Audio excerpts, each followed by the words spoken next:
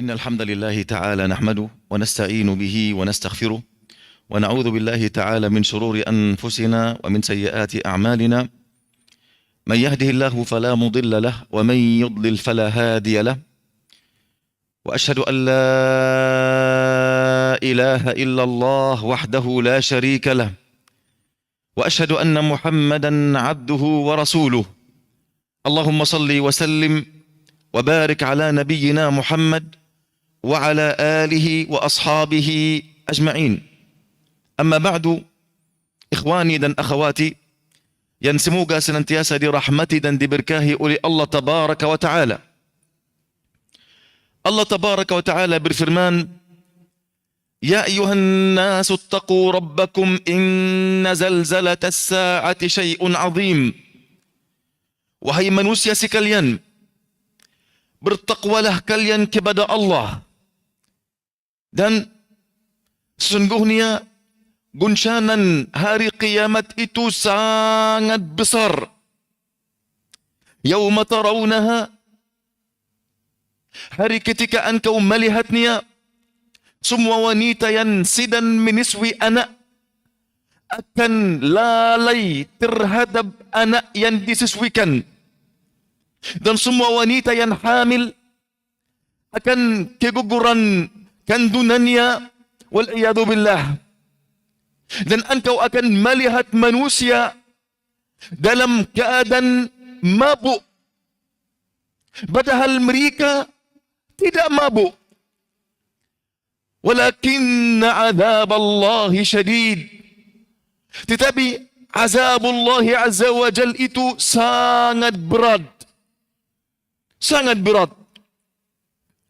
Ikhwani fillah, cerita tentang hari qiyamah, keadaan manusia pada hari qiyamah, bagaimana sifat hisab, bagaimana sifat panggilan seorang hamba untuk berdiri di hadapan Allah Azza wa Jal, bagaimana keadaan manusia jika manusia menambil syatatan mereka, jika mereka sudah ada keputusan dari Allah Azza wa Jal untuk mereka, jika mereka disuruh untuk berjalan atas jalan yang lurus, yang berada di atas neraka Jahannam, jika mereka menuju surga, apakah mereka dapat selamat dari Siratul Mustaqim atau terjatuh di dalam neraka Jahannam? Jika mereka sudah berada di hadapan pintu surga, apakah mereka dikembalikan dan masuk neraka karena ada kezaliman, atau mereka sudah dapat selamat dan masuk surga? Bagaimana keadaan pada hari qiyamah, ikhwani? Keadaan sangat susah, sangat sulit. Ada banyak bencana-bencana yang terjadi sejak kita keluar dari kuburan kita sampai kita berdiri di hadapan Allah Jalla Jalaluhu wa taqaddasat asma'u. Marilah kita mendengar apa yang saya ingin sampaikan melalui telinga yang berada di dalam hati, bukan kepala. Ingin engkau membayangkan apa yang aku ingin sampaikan. Ini semuanya firman Allah Azza wa Jal dan sabda Rasulnya sallallahu alaihi wasallam, agar kita kembali kepada Allah Azza wa Jal, agar kita bertaubat, agar kita istiqamah, agar kita benar-benar meminta ampunan Allah Azza wa Jal, keridaan Allah Tabaraka wa Ta'ala, agar kita sadar bahwasannya kita tidak kekal di dalam dunia. Kita adalah anak akhirat, bukan anak dunia. Kita akan dihisab, dan kita di dalam kehidupan dunia bersama kawan-kawan. Kita di dalam kehidupan dunia bersama keluarga-keluarga, orang yang saling kita mencintai. Tapi sejak saat kematian, semuanya terputus. Semuanya terputus. Engkau akan di dalam keadaan kritis, engkau sendiri. Jika engkau dalam sakratul mauti, engkau sendiri. Jika engkau masuk di kuburan, engkau sendiri. akan dihisab di dalam kuburan engkau sendiri. Engkau akan berada selama-lamanya sampai hari kiamat di dalam kuburan engkau sendiri. Engkau akan berjalan dari kuburan engkau kepada Allah sendiri. Engkau akan berdiri di hadapan mahsyar sendiri. Engkau akan menambil buku catatan engkau sendiri. Tidak ada yang membela engkau. Tidak ada yang menolong engkau. Walaupun orang yang paling dekat kepada engkau di dunia. Walaupun orang tua engkau. Walaupun anak engkau. Tidak ada hiburan. Tidak ada hiburan ikhwani pada hari itu. Marilah kita membayangkan gambaran-gambaran, bencana-bencana, guncangan-guncangan yang akan terjadi pada hari itu. Kata Allah Azza wa Jalla, "Wa ma qadarullaha haqqa qadrih." Dan mereka tidak mengagunkan Allah sebagaimana mestinya. Mereka bermaksiat kepada Allah di bawah langit Allah, di atas bumi Allah, melalui rizki-rizki, nikmat-nikmat Allah. Wa ma qadarullaha haqqa qadri. Mereka tidak memuliakan Allah sebagaimana mestinya. Mereka tidak mengagunkan Allah sebagaimana mestinya.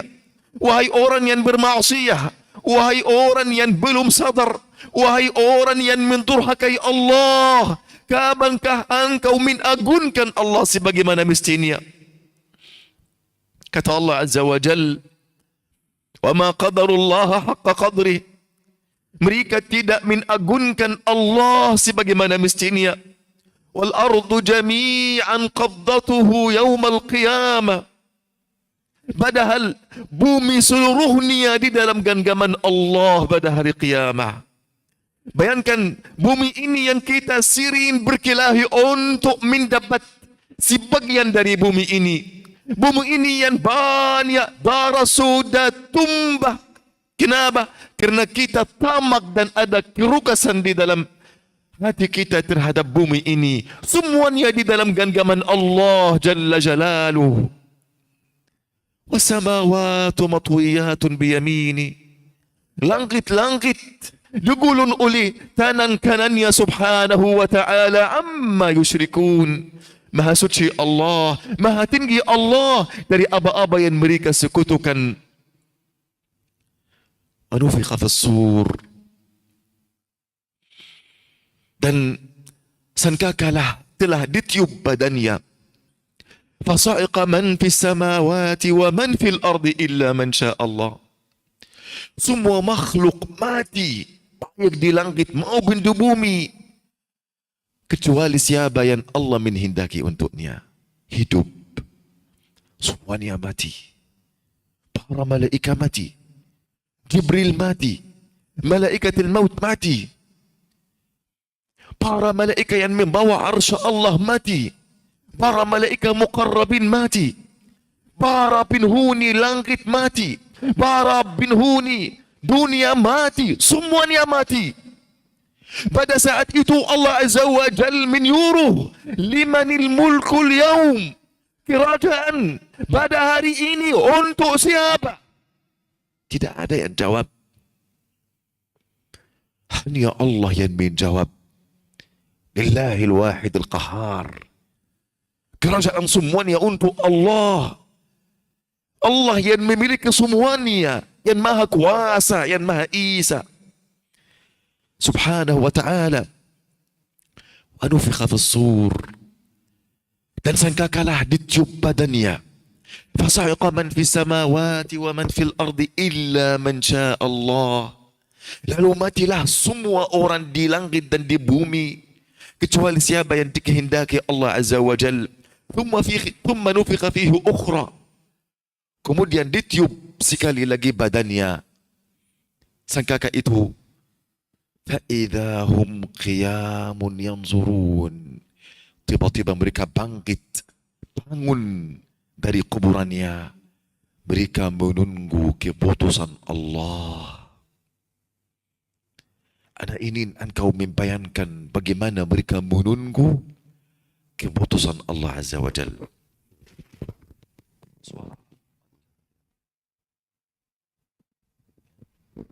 Suara bagus atau tidak ikhwani? Bagus. Tidak ada masalah. Kata Allah Azza wa Jal, thumma nufikha fihi ukhra fa idza hum qiyamun yanzurun. Kemudian ditiup sekali lagi pada sangkakala itu, maka semuanya bangun menuju keputusan Allah Azza wa Jal. Bagaimana mereka menuju keputusan Allah Azza wa Jal?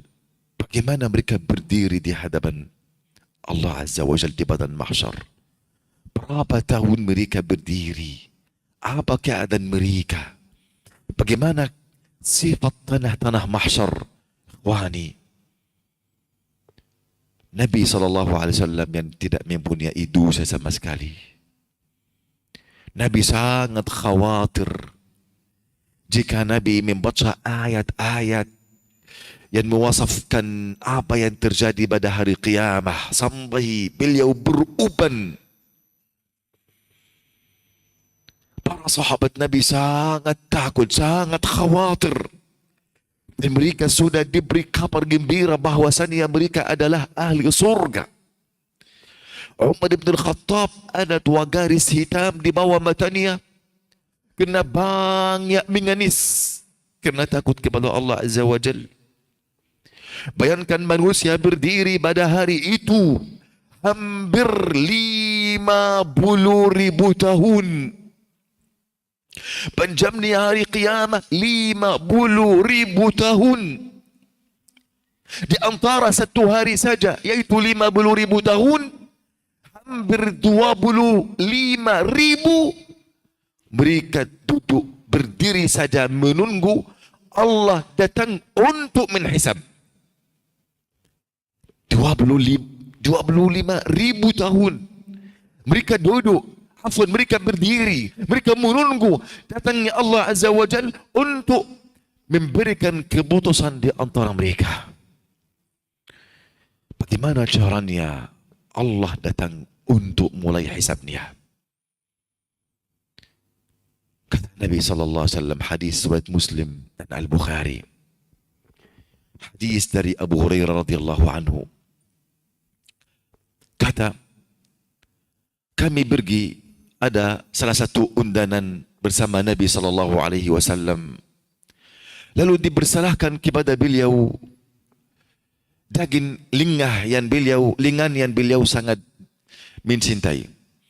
Beliau menggigit darinya satu gigitan, kemudian beliau bersabda, aku adalah penghulu manusia pada hari kiamat kelak. Lalu beliau bertanya, tahukah bagaimana demikian? Lalu Nabi menjawab, jika Allah Azza wa Jal menumpulkan seluruh manusia yang terdahulu yang akan datang di salah satu dataran tanah. Tanah ini warnanya putih seperti perak, datar. Sifat tanah ini dalam hadis yang lain kata Nabi SAW, matahari mendekat ke kepala mereka seukuran 1 mil. Dan ditambahkan banasan matahari, ditambahkan sekian dan sekian, sehingga serangga-serangga mendidih dan mereka mengeluarkan keringat berdasarkan kesalahan-kesalahan mereka. Orang yang berdiri ini bukan berdiri saja, matahari di atas kepala mereka seukuran mil, kemudian panasnya luar biasa, sehingga mereka semuanya mengeluarkan keringat berdasarkan dosa-dosa mereka. Ada di antara mereka yang keringatnya mencapai 2 mata kaki. Ada yang mencapai 2 betisnya. Ada yang tenggelam di dalam keringatnya. Bahkan ikhwani, dalam hadis yang lain kata Nabi SAW, ya'raqun nasu yawmal qiyamah, manusia pada hari qiyamah berkeringat hatta yadhhabu 'araqahum fil ardi 70 dhira'a. Sehingga keringat mereka akan wal'iyadu billah, tenggelam di dalam bumi 70 hasta. 70 hasta. Faham? Ini apa? Tingginya keringat mereka. Wa yuljimuhum hatta yablughu adhanahum. Kemudian mereka tenggelam di dalam keringat mereka sampai mencapai telinga-telinga mereka. Bayangkan. Kemudian orang yang sudah menzalimi tanah apapun, menambil tanah secara zalim, semuanya membawa tanah ini, paham, di 7 lapis bumi pada hari kiamat. Membawa semuanya di atas bahu beliau. Keadaan seperti ini, ikhwani, mereka sangat takut dan khawatir akan dihisab oleh Allah Azza wa Jal. Mereka sangat ramai. Kemudian matahari sudah dekat kepada mereka. Mereka semuanya berkeringat. Keringat mereka ini sudah mendidih. Semua keadaan seperti ini dan didatangkan oleh neraka Jahannam. Ya Allah. Hadis surat Muslim dari Jabir bin Abdullah radhiyallahu anhu berkata, "Yu'ta bi Jahannam yaumal qiyamah." Didatangkan dengan Jahannam pada hari kiamat. Mempunyai 70 tali kekang. 70,000 tali kekang. Setiap tali kekang terdapat 70,000 malaikat yang menitiri. Mereka semuanya menitiri neraka Jahannam wal'iyadu billah. Ikhwani fillah dan akhwati fillah yang semoga senantiasa dirahmati dan diberkahi. Ini keadaan manusia menunggu hisab. Lalu kata Nabi SAW, jika Allah menumpulkan semua manusia di salah satu dataran tanah, manusia yang terdahulu dan manusia yang akan datang, lalu mereka kena kesulitan yang tidak pernah mereka kena ini, yang mereka tidak mampu sabar badannya. Ini setelah 25,000 tahun. Lalu sebagian mereka berkata kepada sebagian yang lain, mereka mulai berbicara. Tidak di waktu awal mereka ada izin untuk mereka berbicara, tidak ada izin sama sekali. Setelah mereka menunggu lama di dalam azab seperti ini, mereka mulai berbicara. Ada sebagian mereka berkata kepada sebagian yang lain, apakah kalian tidak memiliki pendapat siapa yang memintakan syafaat untuk kalian kepada Rabb kalian? Apakah kalian tidak melihat apa yang kena kalian, musibah yang kena kalian, kesulitan ini? Lalu sebagian berkata, ayolah kita pergi kepada ayah seluruh manusia. Ayolah pergi kepada Adam alaihissalam. Mereka semua ini meminta Allah mulai hisab. Ada salah satu asar sampai orang kafir berharap Allah mulai hisab walaupun dia masuk neraka. Dia menyangka azab di neraka lebih ringan daripada azab yang berada di badan mahsyar. Lalu mereka pergi kepada Adam alaihissalam. Wahai Adam, engkau adalah bapaknya seluruh manusia. Allah subhanahu wa ta'ala menciptakan engkau dengan 2 tangannya. Allah meniup dari ruhnya padamu. Allah suruh para malaikat tunduk kepadamu. Allah menempatkanmu di dalam surganya. Wahai Adam, tidaklah engkau melihat apa yang kena kami, musibah yang berada pada kami? Tidaklah engkau meminta syafaat kepada untuk kami kepada Rabbmu? Kata Adam, sungguhnya Rabbku telah marah dengan kemarahan yang tidak pernah marah sepertinya sebelum ini atau setelah ini. Lalu diriku sendiri perlu syafaat.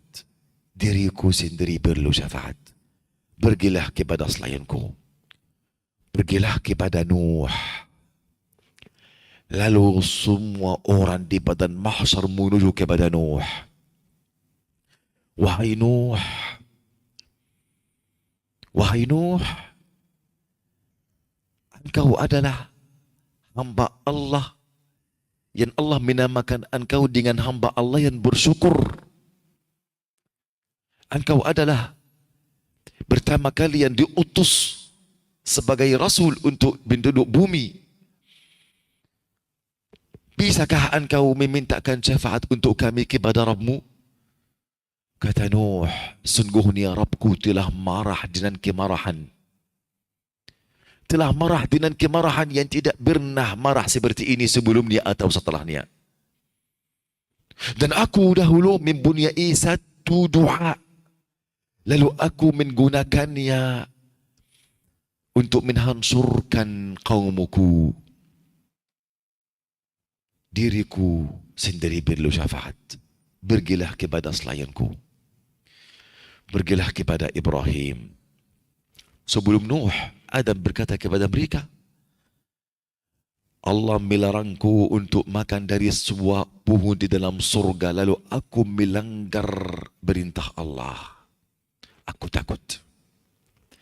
Nuh juga berkata, aku dahulu mempunyai satu doa, lalu aku menggunakannya untuk menghancurkan kaumku. Mereka takut. Pergilah kepada Ibrahim. Lalu mereka semuanya pergi ke Ibrahim. Ya Ibrahim, engkau adalah Khalilullah, kekasih Allah. Engkau adalah ayahnya seluruh Nabi yang datang setelah engkau. Bisakah engkau memintakan syafaat untuk kami kepada Rabbmu? Kata Ibrahim, sungguhnya Rabbku telah marah dengan kemarahan yang tidak pernah marah seperti ini sebelumnya atau setelahnya. Dan aku sudah berdusta dengan 3 kedustaan. Pergilah kepada selainku, diriku sendiri perlu syafaat. Pergilah kepada Musa. Lalu mereka pergi kepada Musa. Wahai Musa, engkau adalah kalimullah, berbicara langsung kepada Allah. Engkau adalah seorang rasul di antara 5 rasul yang paling kuat. Allah memilih engkau sebagai pemimpin untuk Bani Israel. Wahai Musa, bisakah engkau meminta syafaat untuk kami kepada Rabbmu? Kata Musa, sungguhnya Rabbku telah marah dengan kemarahan yang tidak pernah marah seperti ini sama sekali. Maka, dan aku telah membunuh jiwa yang tidak diperintahkan kepadaku untuk membunuhnya. Jiwaku sendiri perlu syafaat. Pergilah kepada selayanku. Pergilah kepada Isa. Lalu mereka menemui Isa. Wahai Isa, engkau adalah kalimatullah kepada Maryam. Engkau adalah Rasulullah yang diutus kepada Bani Israel. Wahai Isa, apakah engkau bisa minta syafaat untuk kami kepada Rabbmu? Syafaat untuk Allah memulai hisabnya saja. Bukan syafaat agar mereka masuk surga. Kata Isa, sesungguhnya Rabbku telah marah dengan kemarahan yang tidak pernah marah seperti ini sebelumnya atau setelahnya. Dan dia tidak sebut dosa sama sekali. Pergilah kepada selainku, pergilah kepada Muhammad sallallahu alaihi wasallam. Kata Nabi, lalu mereka semuanya datang kepadaku. Wahai Nabi Muhammad, engkau adalah begitu para Nabi dan Rasul. Engkau adalah kekasih Allah Azza wa Jal. Wahai Muhammad, mintakah syafaat kepada untuk kami kepada Rabbmu? Lalu Muhammad sallallahu alaihi wasallam pergi. Kata Nabi, aku pergi di bawah arsy Allah Azza wa Jal. Lalu aku sujud. Lalu Allah membuka hati saya untuk pujian-pujian yang tidak pernah Allah berikan pujian ini untuk orang selainku sama sekali. Lalu aku panjang pujian saya untuk kepada Allah tabaraka wa taala. Akhirnya Allah azza wa jal suruh saya, wahai Muhammad, irfa' ra'sak, sal tu'ta, ishfa' tishaffa'. Bangunlah, mintalah pasti diberi, mintalah syafaat pasti dikabulkan syafaatnya.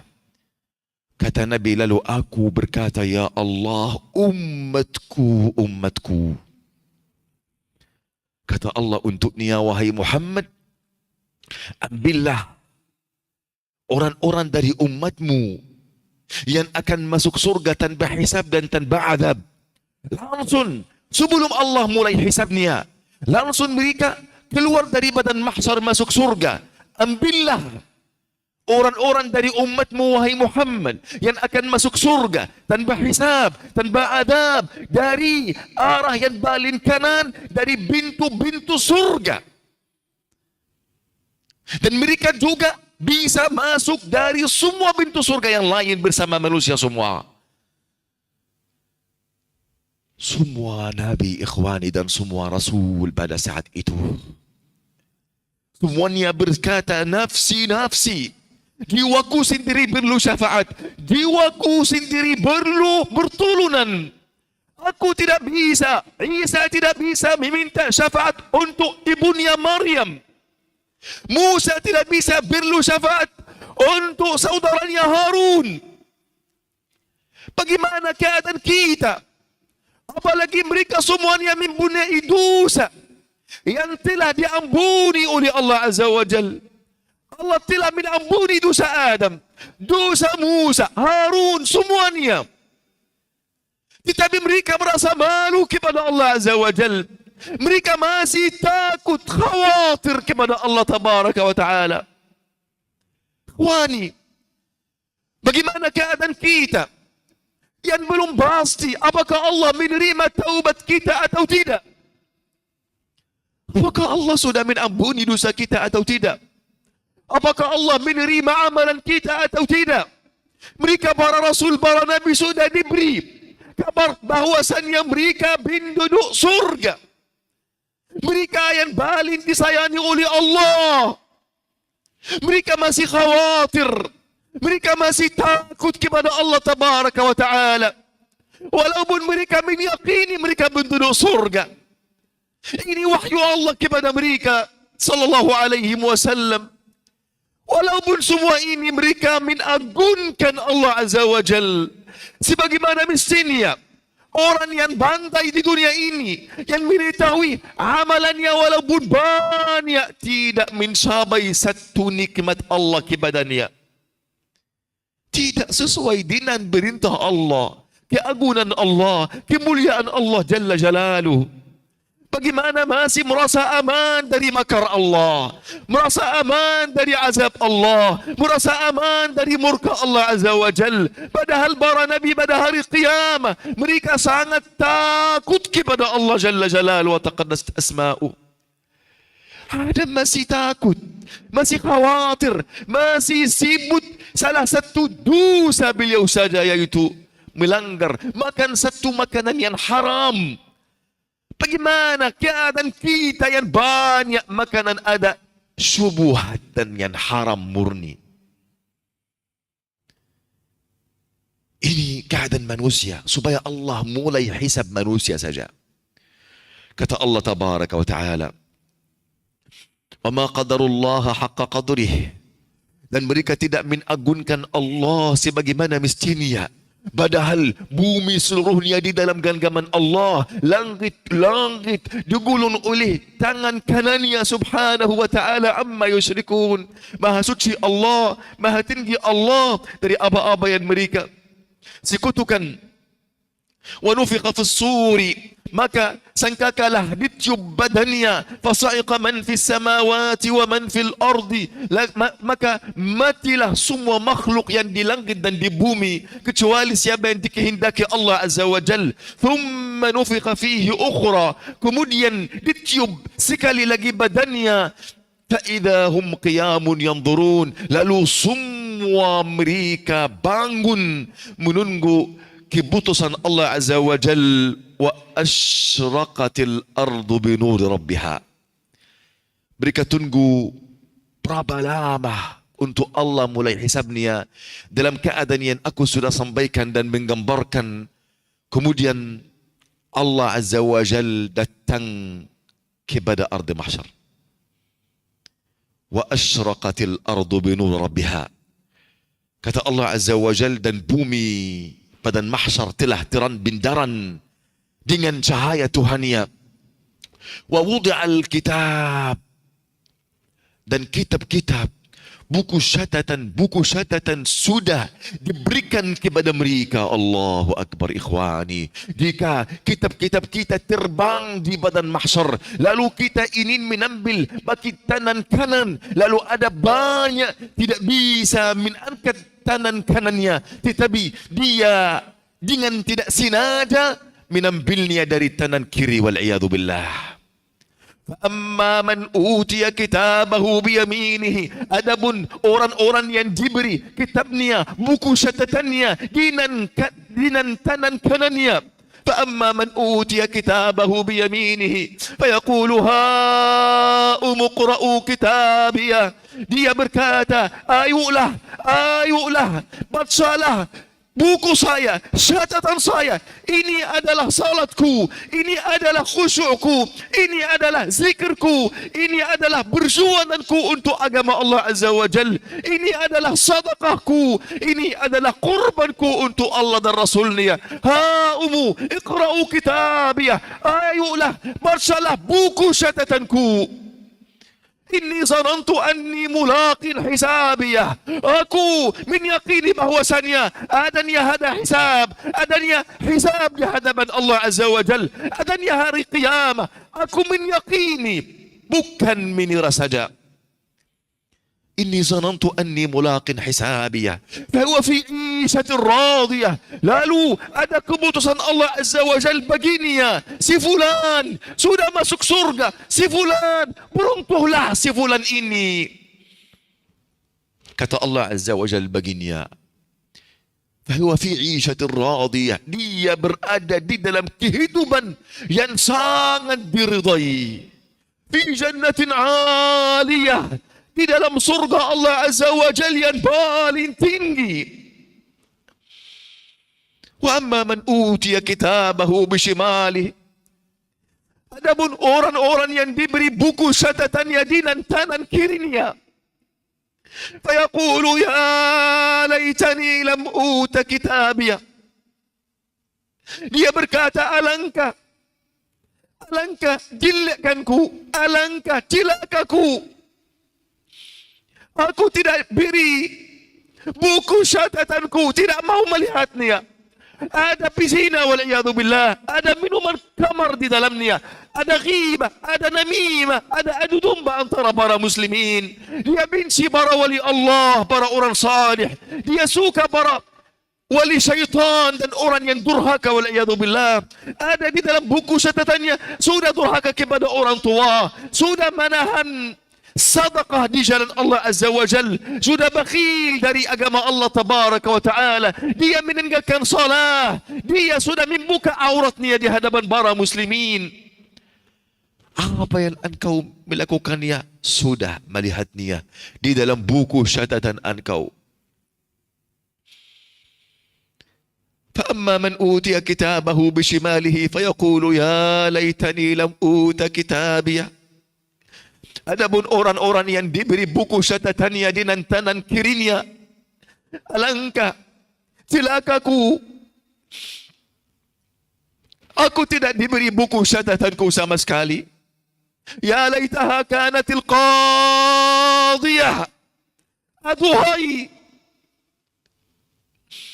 Aduhai, kenapa aku tidak mati? Kenapa aku berada sekarang?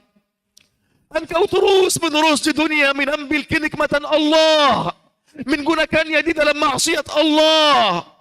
Engkau di dunia ada banyak beringkatan kepadamu, menjadikan semuanya ini sia-sia. Engkau menibelakani syariat Allah di dunia dengan sengaja. Janganlah engkau menyasal pada hari itu. Wa anzirhum yaumal hasrah. Berilah peringatan kepada mereka, wahai Muhammad, dengan hari-hari penyesalan. Hari penyesal ikhwani, tapi tidak berguna penyesalan mereka. Ya laitaha kanatul qadiyah ma aghna anni maliya. Hartaku tidak berguna bagiku. Hartaku tidak berguna bagiku. Ma aghna anni mali, halaka anni sultaniya. Dahulu aku berkuasa di dunia, berkuasa di dunia, lalu semuanya tidak berguna bagiku. Kata Allah Azza wa Jalla, wa asyraqatil ardu bi nuri rabbiha wa wudi'al kitab, bumi telah terang benderang kerana cahaya Tuhan Allah. Jika Allah datang kepada ardu mahsyar, tanah mahsyar, wa wudi'al kitab, buku-buku syahadatan sudah diberikan kepada mereka semua, kecuali orang yang masuk surga tanpa hisab, tanpa azab. Tidak ada buku syahadatan. Semoga Allah Azza wa Jalla menjadikan kita termasuk di dalam orang yang masuk surga tanpa hisab, tanpa azab. Amin, amin ya Rabbal Alamin. Wudi'al kitab, orang kafir berkata, ma li hadzal kitab la yughadiru saghiratan wala kabiratan illa ahsaha. Kenapa kitab itu tidak dibiarkan dosa besar maupun kecil kecuali menghitungnya, kecuali tertulis di dalamnya? Kenapa? Waji'a bin nabiyyin wasyuhada, para nabi, para syahid, para saksi-saksi dihadirkan dan diberikan keputusan secara keadilan. Wahum la yuzlamun, dan mereka tidak dirugikan. Wa wuffiyat kullu nafsin ma amilat wahum la wa huwa a'lamu bima yaf'alun, dan semua jiwa sudah diberi balasan sesuai dengan perbuatannya, dan Allah Maha mengetahui semua perbuatan mereka. Mereka di sana ikhwani, tidak ada hubungan sama sekali antara orang tua dan anak, antara anak dan orang tua, tidak ada hubungan sama sekali. Kata Allah Azza wa Jalla, fa idza nufikha fis suri fala ansaba bainahum yauma idzin wala yatasaalun. Apabila sengkakalah ditiup badannya, tidak ada bertalian keluarga sama sekali, dan mereka tidak ada bertanyaan. Seorang ayah tidak bertanya tentang keadaan anaknya, anak tidak bertanya tentang keadaan orang tuanya. Bahkan mereka semuanya lari dari semuanya. Seorang ayah lari di belakang anaknya ribuan tahun agar dia mendapat satu kebaikan saja, kerana timbanan kebaikan sudah sama timbanan keburukan, lalu dia ingin memberatkan timbanan kebaikannya dengan satu kebaikan saja, lalu dia tidak diberi oleh anaknya sama sekali. Kata anaknya, aku sangat perlu apa yang engkau perlu, aku mencari apa yang engkau mencari. Lalu dia lari kabur dari orang tuanya. Yauma yafirrul mar'u min akhihi wa ummihi wa abihi wa sahibatihi wa banihi likulli imri'in minhum yawma idzin sya'nun yughnih. Pada hari itu seorang lari dari saudaranya, ayahnya, ibunya, orang tuanya, kemudian istrinya dan anaknya. Kenapa ya Allah? Kerana semuanya sibuk dengan urusannya sendiri. Kata Allah Azza wa Jalla, wa la tahsabanna Allah ghafilan ولا تحسبن الله غافلا عما يعمل الظالمون ولا تحسبن الله غافلا عما يعمل الظالمون. Janganlah engkau mengira bahwasannya Allah Jalla Jalaluh lalai, lina terhadap Perbuatan orang zalim. Janganlah engkau menira ini. Innama yuakhiruhum liyaumin tashkhasu fihi al-absar.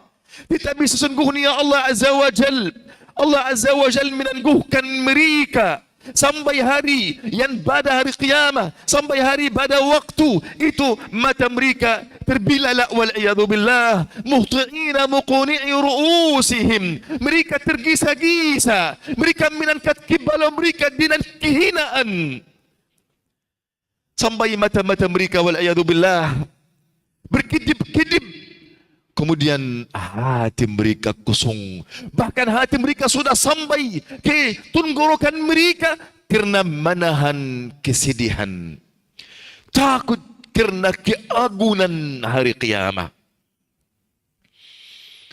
Akhwani, pada saat itu semua manusia sangat haus. Sangat kehausan. Sejak mereka masuk kuburan mereka, berjalan dari kuburan mereka sampai badan mahsyar. Mereka berdiri ribuan tahun di sana. Tidak ada air sedikit pun di sana. Tiba-tiba ada telaga Kausar. Mereka ingin minum dari telaga Kausar ini, telaga Nabi SAW.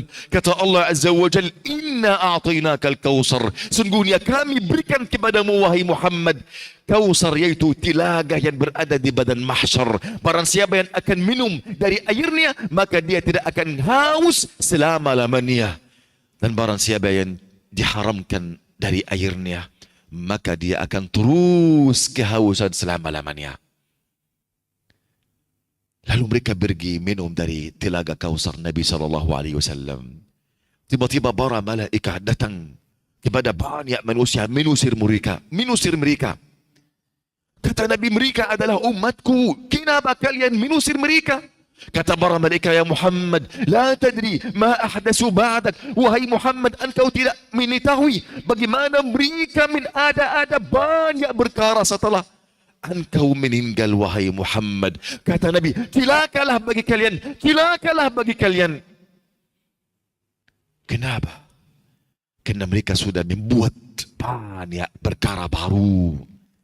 Mereka sudah beribadah kepada Allah tidak sesuai dengan langkah-langkah Rasulullah, cara-cara Rasulullah sallallahu alaihi wasallam. Lalu Nabi berdoa keburukan atas mereka, celakalah bagi mereka. Para malaikat menusir mereka. Karena itu tidak ada seorang pun menolong mereka. Ini dengan barakah engkau mengikuti sunnah Nabi sallallahu alaihi wasallam. Ini dari barakah engkau meneladani Rasulullah sallallahu alaihi wasallam. Ini dengan barakah engkau berpegang teguh kepada sunnah Nabi sallallahu alaihi wasallam. Walaupun engkau dicela, tidak apa-apa. Jika semua manusia memuji saya, tapi saya tidak ada apa-apa di sisi Allah Azza wa Jal, tidak akan masuk surga, tidak berguna bagi saya. Tapi semua manusia mencela saya, tapi aku orang yang baik, yang saleh di sisi Allah Azza wa Jal, aku tidak rugi apapun. Mereka diusir, ikhwani, mereka tidak dapat syafaat dari siapapun. Kata Allah, al-akhillau yawma idin ba'duhum li ba'din adu. Teman-teman saling bermusuhan pada hari kiamat, kecuali orang yang bertakwa. Karena saja orang yang bertakwa akan menambil tangan engkau pergi di bawah naungan arsy Allah Azza wa Jal. Allahu Akbar. Bayangkan semua manusia sibuk dalam urusan ini, maka orang-orang yang bertakwa, yang mencintai saudaranya hanya karena Allah, yang menemani saudaranya hanya karena agama Allah, hanya untuk menurut agama Allah Azza wa Jal, yang senantiasa ketika dia melihat keburukan dari saudaranya, dia menutupi keburukan ini, tidak membuka ini di hadapan manusia. Ketika dia melihat celah dari sebuah ikhwah, dari sebuah ikhwan dia, maka dia berusaha untuk memperbaiki kesalahan atau kesalahan saudaranya. Maka yang mengampuni kesalahan saudaranya, yang menambil senantiasa tangan saudaranya untuk kebaikan-kebaikan, untuk ketaatan kepada Allah Azza wa Jal. Mereka saling memanggil, wahai si fulan, Marilah ke sini. Nama kita di sini di bawah arsy Allah. Kita sudah mendapat naungan arsy Allah Azza wa Jalla. Kata Nabi SAW, 3 gulungan manusia yang akan mendapat naungan arsy Allah Azza wa Jalla jika tidak ada naungan sama sekali kecuali naungan Allah Tabaraka wa Ta'ala. Anak bimuda yang tumbuh di dalam ketaatan kepada Allah Azza wa Jalla, pemimpin yang adil, orang yang ingat Allah jika dia dalam sendirian kemudian matanya berlinan, orang yang diajak oleh wanita cantik dan berkuasa untuk zina, lalu dia berkata, aku takut kepada Allah Azza wa Jalla. Orang yang sedekah secara tersembunyi, sehingga tangan kirinya tidak tahu apa yang dilakukan oleh tangan kanannya, artinya sembunyi sekali, tidak sibut-sibut apa yang dia sudah mengeluarkan, tidak menyakiti hati perasaan penerima sama sekali. Merekalah orang yang mencintai saudaranya hanya karena Allah, bukan karena hawa nafsu. Kesaudaraan karena Allah Azza wa Jal ini lebih mahal daripada saudara kandung engkau, daripada anak engkau, daripada suami atau istri engkau. Kenapa? Karena hanya beliau yang beri syafaat untuk engkau pada hari kiamat. Hanya engkau ketika ini kesaudaraan karena Allah dengan cara jujur. Mereka saling menasihati, saling tolong menolong. Tolong menolong untuk berzikir, untuk bertakwa, untuk menuntut ilmu, untuk sabar di dalam menuntut ilmu. Saling tolong menolong untuk bersabar atas ibadah kepada Allah Azza wa Jal. Jika saya limah, jika saya bersalah, saudara karena Allah Azza wa Jal datang kepada saya, wahai si fulan, sadarlah, wahai si fulan, wasbadalah, engkau akan mati, atau engkau akan dihisab oleh Allah Azza wa Jal. Lalu mereka menarik hati saya sebelum tangan saya. Ini saudara karena Allah Azza wa Jal. Saudara ini paling mahal ikhwani di dunia. Jarang sekali ada saudara sakaran ini di dunia. Jika engkau lihat ada banyak orang sakaran mengaku bahwasannya mereka sudah hijrah ketika ada kesalahan dari saudara mereka, lalu langsung mereka mensila fulan, mentahzir si fulan. Wal'iyadu billah. Ini hawa nafsu. Ini bukan manhaj Nabi Muhammad alaihi salatu wassalam. Ini bukan orang ingin kebaikan untuk dirinya dan untuk saudaranya. Ini bukan cara orang ahli ilmu sama sekali. Cara ahli ilmu, cara orang yang berhijrah, cara orang yang takut kepada Allah, yang percaya kepada Allah, yang cinta Allah, cinta Rasulnya, cinta para muslimin. Cinta kebaikan untuk saudaranya seperti dia cinta kebaikan untuk dirinya sendiri. Dia ingin menyelamatkan saudaranya. Tapi yang kita melihat pada masa ini, ada yang ingin membinasakan saudaranya, ada yang menutupi semua bentuk kebaikan terhadap saudaranya, ada yang iri, ada yang hasad untuk saudaranya. Tanpa ada uzur, tanpa ada sebab, hanya hawa nafsu saja. Amalan mereka semuanya akan sia-sia karena hati mereka tidak selamat. Kata Allah Azza wa Jalla, "Yauma la yanfa'u malun wala banun illa man atallaha biqalbin salim." Pada hari kiamat harta mereka, perbuatan mereka tidak berguna bagi mereka kecuali orang yang mendatangi Allah dengan hati yang selamat. Orang yang jujur, orang yang pandai di dunia, yang sibuk sekali, sangat sibuk untuk memperbaiki hatinya, untuk menyucikan jiwanya, untuk mewujudkan takwa kepada Allah. Sering dia takut kepada Allah Azza wa Jalla, takut dia berbicara terhadap para muslimin dengan secara kezaliman atau hawa nafsu. Dia sering takut. Tapi orang yang hanya sibuk untuk menyalahkan si fulan, untuk membuka aurat si fulan, untuk membuka tilah terhadap si fulan, ini sangat khawatir terhadap orang ini, ikhwani. Kata Nabi SAW, yakhruju minan unuqun minan nar. Pada saat itu keluarlah satu leher dari api neraka, mempunyai 2 mata dan 2 telinga dan lisan. dan berkata, aku dibebani oleh 3 gulungan manusia yang bersabda pemimpin yang keras kepala. Yang kedua, orang yang mengaku bahwa ada Tuhan bersama Allah, menyekutukan Allah Azza wa Jal. Yang ketiga, al-musawwirin, orang yang senantiasa buat gambaran-gambaran di atas batu atau pakaian, makitanan, wal'iyadu billah. Mereka langsung diambil dari badan mahsyar, masuk neraka. Tidak berdiri di hadapan Allah. Tidak. Tidak dihisab oleh Allah Azza wa Jal. Seperti ada 70 ribu orang dari umat Nabi akan masuk surga tanpa hisab, tanpa azab. Ada banyak orang masuk neraka tanpa dihisab oleh Allah Azza wa Jal.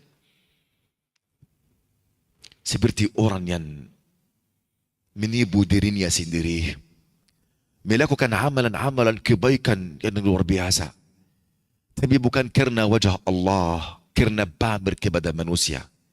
Ingin dipuji di hadapan manusia, ingin dapat dunia dari manusia, wal'iyadu billah, bukan karena wajah Allah Azza wa Jal. Mereka yang pertama kali akan masuk neraka Jahannam. Jika Abu Hurairah radhiyallahu anhu ceritakan hadis ini kepada para tabi'in, beliau pingsan 1 kali. Kemudian ketika beliau sadar berkata, aku akan sampaikan kepada kalian sebuah hadis yang aku langsung mendengar dari Rasulullah sallallahu alaihi wasallam. Lalu beliau pingsan kali yang kedua. Kemudian beliau sadar. Kemudian beliau berkata, aku akan sampaikan kepada kalian sebuah hadis yang aku langsung dengarnya dari Rasulullah sallallahu alaihi wasallam. Lalu beliau pingsan lama, sampai seorang tabi'in menambil kepala beliau, memeluk beliau. Beliau sadar. Beliau berkata, Rasulullah bersabda, sungguhnya orang-orang yang pertama kali akan masuk neraka Jahannam pada hari kiamat seorang hafal Al-Quran, seorang alim, didatangkan kepada Allah Azza wa Jal. Lalu Allah Azza wa Jal sudah sebut karunia-Nya kepadanya. Lalu dia mengakui, semua ini nikmatmu ya Allah. Lalu Allah bertanya kepadanya, engkau melakukan apa? Lalu dia berkata, aku menyebarkan ilmu di sana di situ ya Allah. Untukmu ya Allah. Kata Allah, engkau dusta. Bukan karena aku, tapi pamer kepada manusia. Langsung masuk neraka Jahannam di atas wajahnya. Yang kedua, seorang dermawan, bangun ini membinasakan harta ini di sedekah sebelah kanan sebelah kiri setiap hari setiap malam, didatangkan di sisi Allah Azza wa Jalla di hadapan Allah. Lalu Allah bertanya, engkau lakukan apa di harta yang aku berikan kepadamu? Kata, aku membinasakan hartaku di jalanmu ya Allah. Kata Allah, engkau dusta. Engkau melakukan karena pamer kepada manusia. Fayushabu ala wajhi fi nari Jahannam. Dilemparkan atas wajahnya di dalam neraka Jahannam. Yang ketiga, seorang mati syahid, didatangkan di hadapan Allah. Lalu Allah Azza wa Jalla bertanya kepadanya, engkau lakukan apa untuk masuk surga? Aku mati syahid di jalanmu, karenamu ya Allah. Kata Allah, engkau dusta. Engkau melakukan ini karena pamer kepada manusia, bukan karena aku. Lalu dilemparkan di dalam neraka Jahannam di atas wajahnya, waliyadzubillah. Ikhwani, ini masalah yang sangat keras atas hati kita semua. Gunanya semua ini agar kita kembali kepada Allah Azza wa Jal. Juga sebagaimana ada kekerasan di dalam hari itu, ada juga kebaikan-kebaikan. Hadis riwayat Bukhari.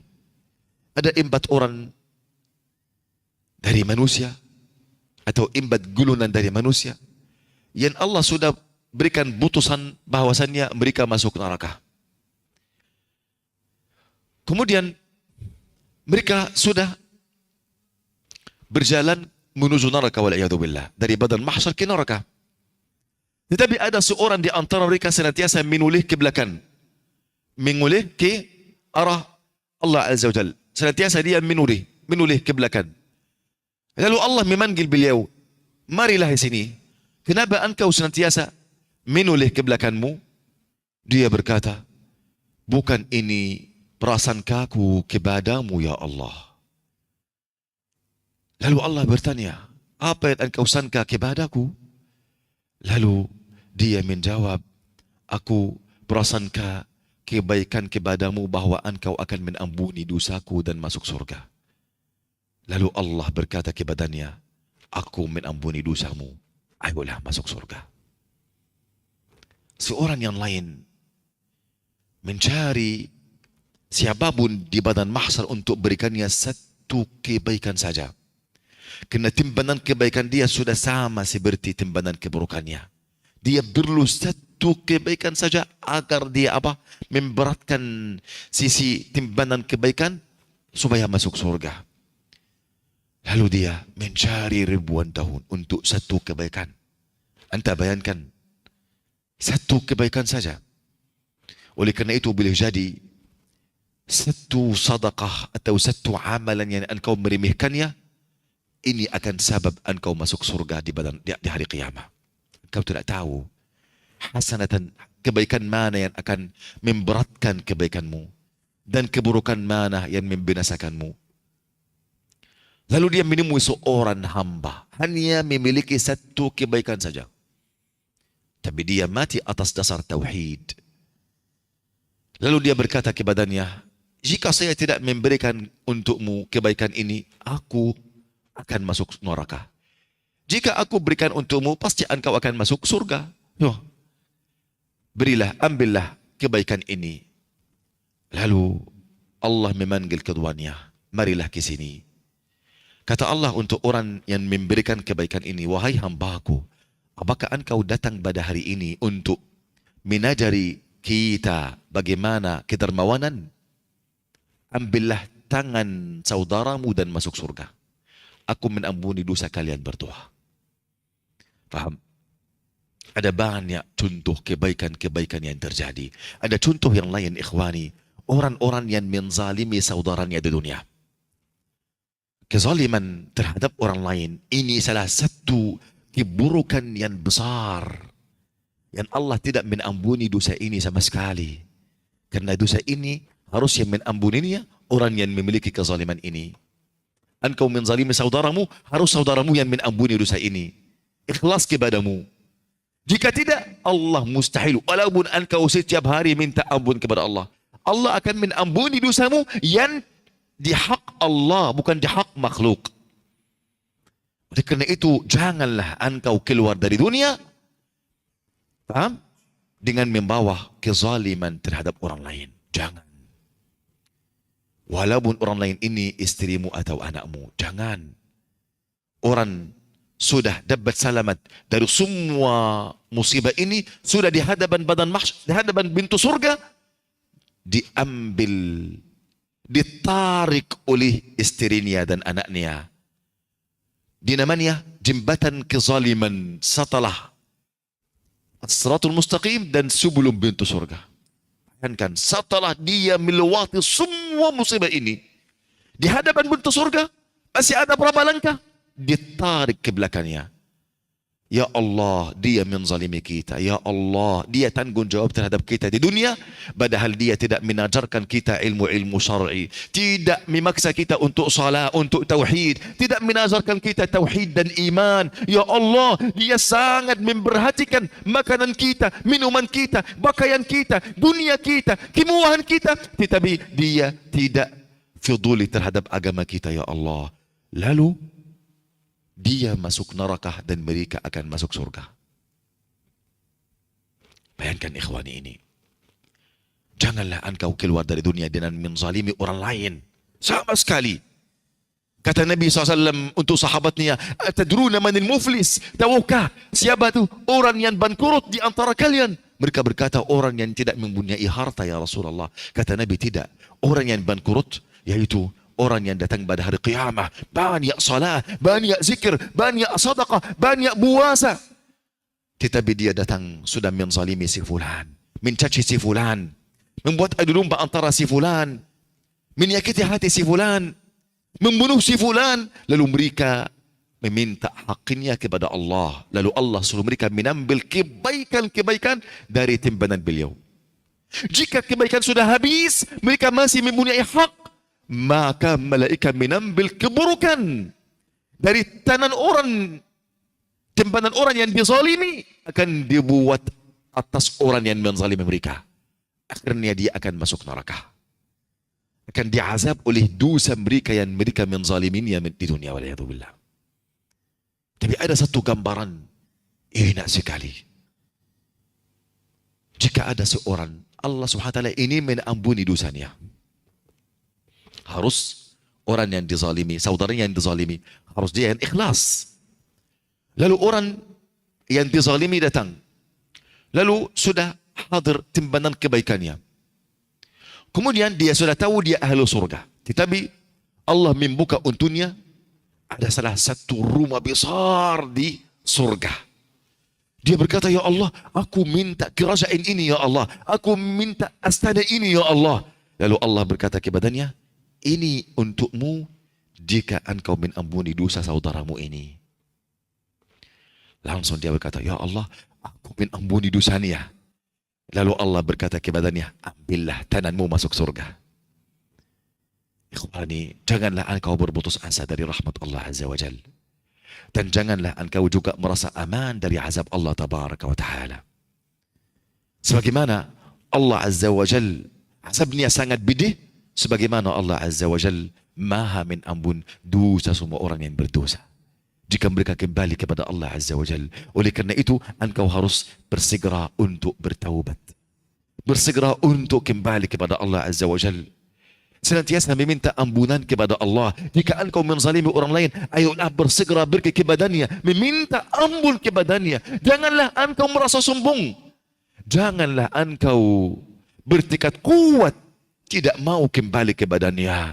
Engkau dihina di dunia lebih baik daripada engkau dihina di hadapan Allah Azza wa Jalla. Dan tidak ada orang pun bertawadhu kepada saudaranya di dunia kecuali Allah menangkat darajatnya di dunia sebelum akhirat. Oleh karena itu, ikhwani, ayolah. Harus ada hubungan baik antaramu dan kitabullah Azza wa Jalla. Hubungan baik antaramu dan sunnah Nabi alaihi salatu wassalam. Hubungan baik antaramu dan saudaramu di antara para muslimin yang mencintai mereka karena Allah Azza wa Jalla. Engkau harus tahu apa itu hak Al-Quran. Apa itu hak Nabi Muhammad alaihi salatu wassalam. Apa itu hak saudaramu yang engkau bersaudara sama mereka karena Allah Azza wa Jal. Ayolah memberi hak Allah Tabaraka wa Ta'ala. Dan hak Allah yang paling agung yaitu Tauhid Allah Jalla Jalaluh. Iman kepada Allah Tabaraka wa Ta'ala. Ini hal yang ujung semua kebaikan ya ikhwani fillah. Semoga Allah Azza wa Jal mengampuni dosa kita semua. Semoga Allah Azza wa Jalla menjadikan peringatan ini di timbangan kebaikan kita semua pada hari qiyamah. Menjadi hujjah untuk kita, bukan hujjah atas kita pada hari qiyamah. Semoga Allah mengampuni dosa kita dan menjadikan kita orang yang masuk surga tanpa hisab dan tanpa azab. Amin, amin. Ya Rabbal Alamin. Aqulu qawli hadha wa astaghfirullah al-azim li wa lakum. Jazakumullah khairan wa barakallahu fikum. Kita insyaAllah buka beberapa menit ke depan untuk tanya jawab. Silakan yang ingin bertanya. Masya Allah, jazakallah khair, barakallahu fiik Ustaz atas materi yang telah disampaikan. Ini sudah ada beberapa pertanyaan yang masuk. Salah satunya, Bismillah. Adakah dalil khusus seseorang yang ditarik ke neraka oleh anak dan istrinya karena tidak mengajarkan ilmu agama kepada mereka? Nah, ini salah satu kezaliman. Salah satu kezaliman terhadap istri dan orang tua kerana engkau adalah qayyim, qawamah, pemimpinan untukmu. Kata Allah, kata Nabi SAW, kullukum ra'in wa kullukum mas'ulun an ra'iyatih. Semua kalian bertanggungan jawab dan semua kalian akan ditanya atas apa yang dibawa engkau. Seorang laki-laki ra'i, pemimpin di dalam rumah tangga. Seorang wanita ra'i, pemimpin di atas harta dan anak di dalam rumah tangga. Faham? Seorang pemimpin di dalam usaha, di dalam kantor, ra'i, pemimpin atas seorang yang di bawah beliau. Jika engkau tidak memberikan nasihat untuk mereka, menambil tangan mereka kepada jalan Allah Azza wa Jal, mereka semuanya, dosa mereka semua ditimbangan keburukan engkau. Bagaimana engkau tanggung jawab dan engkau tidak mau ditanya di hadapan Allah Azza wa Jal? Engkau ditanya, jika engkau tidak tanggung jawab terhadap istrimu, terhadap anakmu, maka semuanya di dalam timbangan keburukan engkau. Semua perbuatan buruk mereka di timbangan keburukan engkau. Dan mereka juga berdosa. Tapi dosa ini 2 kali lipat atas engkau. Oleh karena itu, dalilnya banyak. Dalilnya banyak ikhwani. Tapi engkau juga menasihati mereka, memberikan nasihat kepada mereka senantiasa, maka mereka terus melakukan maksiat. Engkau sudah lepas diri dari perbuatan buruk mereka. Waliyadzubillah. Nah. Barakallahu fiik Ustaz. Untuk pertanyaan berikutnya Syekh. Apakah ciri-ciri orang yang masuk golongan tanpa hisab dan tanpa azab? Dan adakah manusia yang banyak dosa kemudian bisa masuk kepada golongan tersebut? Nah. Orang yang masuk surga tanpa hisab, tanpa adab, Nabi sudah memberikan sifat untuk mereka. Yaitu orang alladzina la yarqun, alladzina la yatatayarun, wala yastarqun, wa ala rabbihim yatawakkalun. Orang yang senantiasa bertawakal kepada Allah. Orang yang tidak kena kesialan. Faham? Tidak tasya'um, tidak tatayur. Kemudian orang yang tidak minta ruqyah dari siapapun. Tidak minta. Tapi kalau ada orang ingin meruqyahi mereka, tidak ada masalah.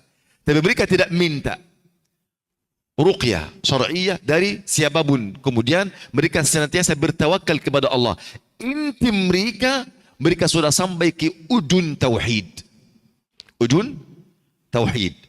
Apakah mereka ini harus tidak pernah melakukan maksiat? Tidak. Kenapa? Para sahabat mereka sebelum Islam, mereka orang apa? Orang apa? Orang kafir. Betul atau tidak? Bahkan ada yang memirani Rasulullah SAW. Ada yang ingin membunuh Rasulullah SAW, setelah itu masuk Islam. Paham? Artinya tidak berarti orang yang tidak pernah melakukan dosa atau maksiat. Tidak. Jika pernah melakukan dosa maksiat, kemudian taubat dengan jujur, kemudian sudah bertekad kuat untuk mempelajari tauhid dan iman, dan sudah mempraktik tauhid di dalam setiap langkah-langkah, nafas-nafas, kemudian setiap hembusan nafasnya, engkau mudah-mudahan Allah memberikan kedudukan ini untuk engkau. Wallahu a'lam. Nah.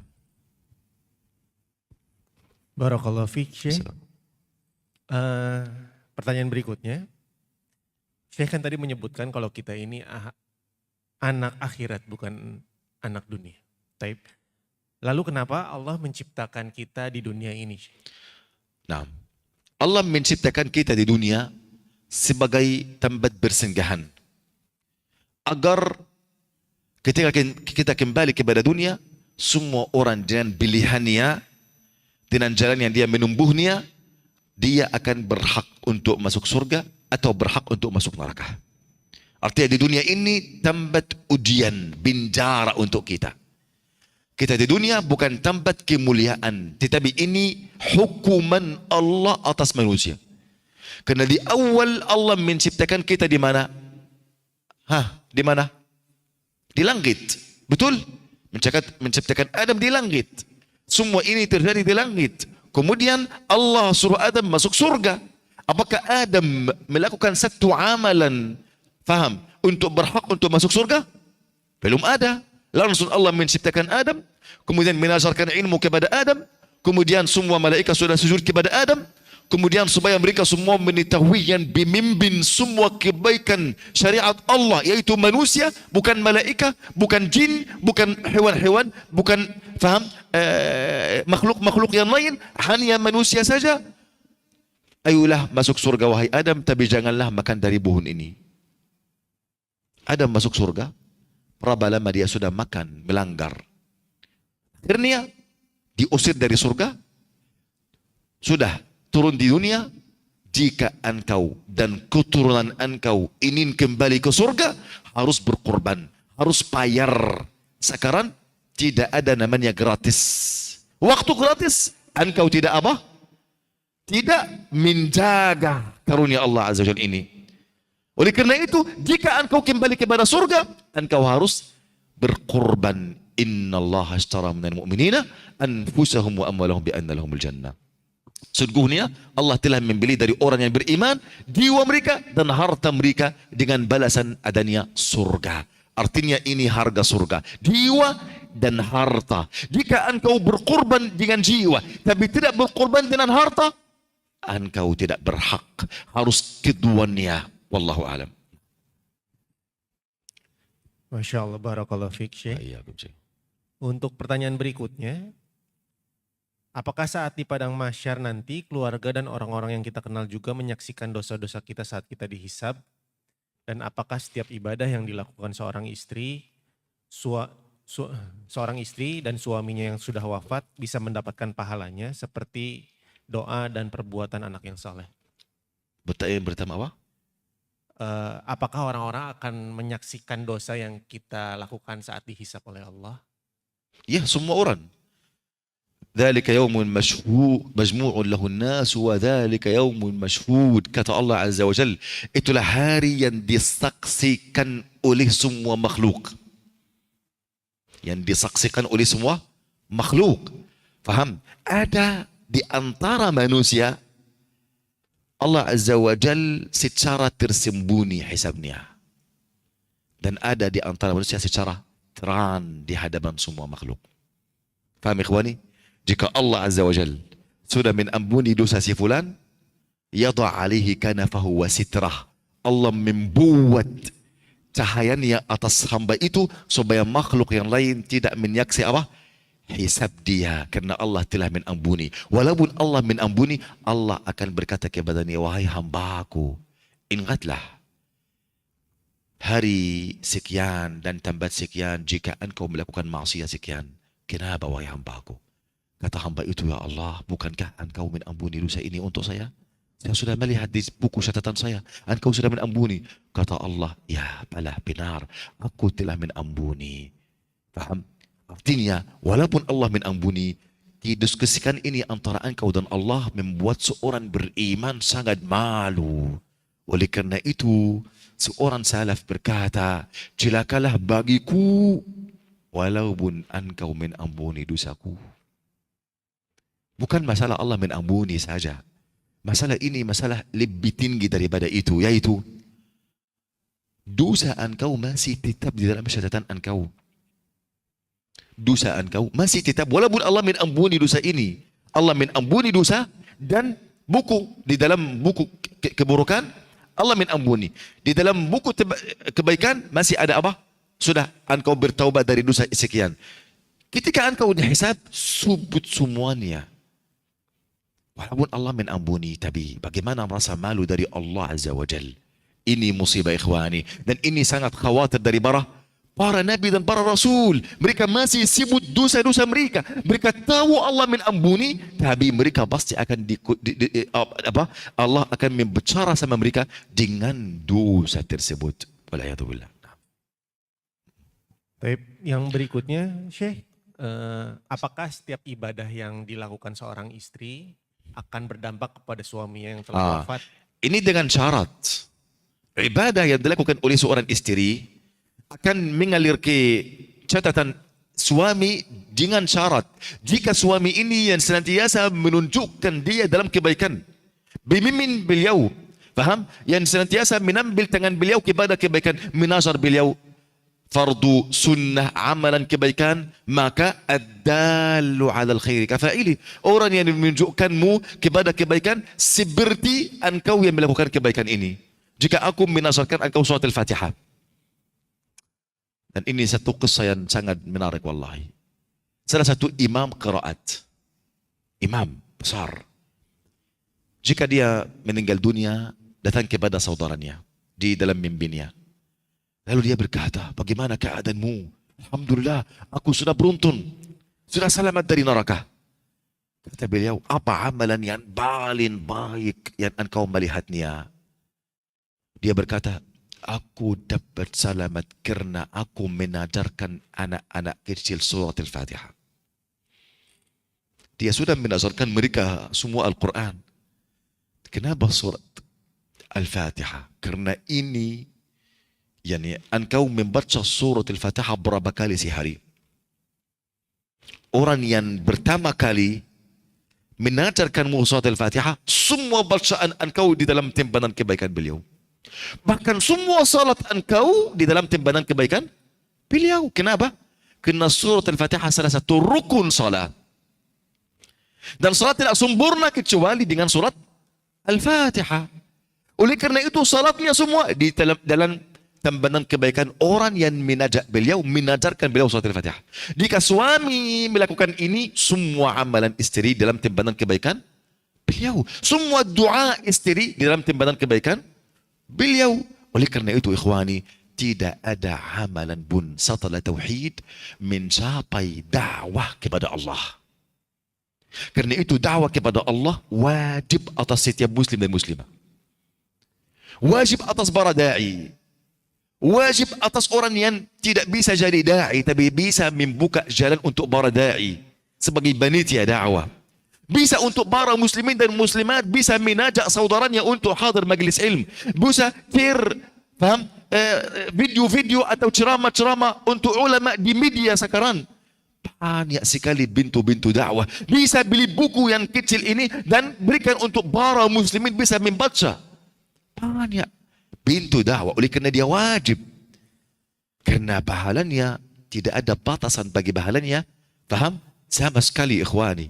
Kenapa? Semua orang yang melakukan, yang dapat petunjuk melalui engkau, melalui video yang engkau share, melalui ceramah yang engkau mengajak beliau untuk duduk dalamnya, semua amalan mereka sampai hari kiamat di dalam timbangan kebaikan engkau. Paham? Nah. Barakallahu fiik. Pertanyaan berikutnya, Syekh. Bagaimana dengan muslim yang tidak minum dari telaga Rasul sallallahu alaihi wasallam? Apakah mereka akan masuk ke dalam surga dan apakah nanti di surga masih kehausan? Lah, mereka yang diusir artinya mereka yang merubah sunnah Nabi dan syariat Nabi. Lalu apakah mereka mati atas dasar tauhid atau ada syirik? Ketika syirik, maka mereka akan kekal dalam neraka jahanam. Ketika mati atas dasar tauhid, tapi masih ada dosa yang belum diampuni oleh Allah, lalu mereka masuk neraka dulu berapa waktu sampai Allah mengampuni dan mengizinkan untuk mereka masuk surga. Kemudian mereka akan masuk surga. Jika masuk surga, maka tidak ada kehausan, tidak ada kelaparan, tidak ada penyakit, tidak ada hajat, semuanya dipenuhi oleh Allah Azza wa Jalla. Barakallahu fiik. Untuk pertanyaan berikutnya, Syekh. Tadi Syekh bilang ada 70.000 umat Nabi Muhammad SAW yang masuk surga tanpa hisab dan tanpa azab. Untuk 70.000 itu dihitung dari awal penciptaan, maksudnya dari awal umat Rasul sampai sekarang kan sudah banyak sekali ya Syekh. Apakah kita mungkin masuk ke dalam 70.000? Karunia Allah sangat luas. Karunia Allah sangat luas. Dan janganlah berputus asa dari apapun. Kata Nabi, "Idza sa'altumullaha fas'aluhul firdaus." Jika kamu meminta sesuatu dari Allah, surga Allah, maka aku harus meminta apa? Firdaus. Paham? Engkau jika sungguh-sungguh serius minta dari Allah untuk masuk di dalam golongan ini, dan ini senantiasa menyibukkan fikiran engkau, pasti Allah akan membuka jalan ini untukmu. Sebagaimana ketika Nabi sampaikan ini kepada sahabat, langsung berdiri salah satu orang, yaitu Uqasyah bin Mihsan. "Ya Rasulullah, berdoalah kepada Allah untukku agar ku masuk bersama mereka." Kata Nabi, "Engkau bersama mereka." Keluarlah orang yang lain. "Ya Allah, saya masuk seperti..." Tidak. Kenapa tidak? Karena Uqasyah senantiasa sebelumnya sibuk.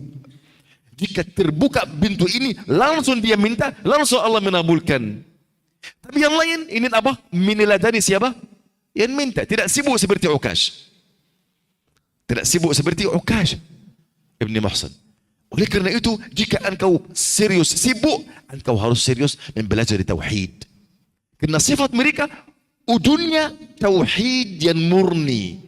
Tawakal kepada Allah Azza wa Jal, kemudian tidak ada kesialan, dosa atau maksiat, kemudian dia tidak meminta apapun dari manusia.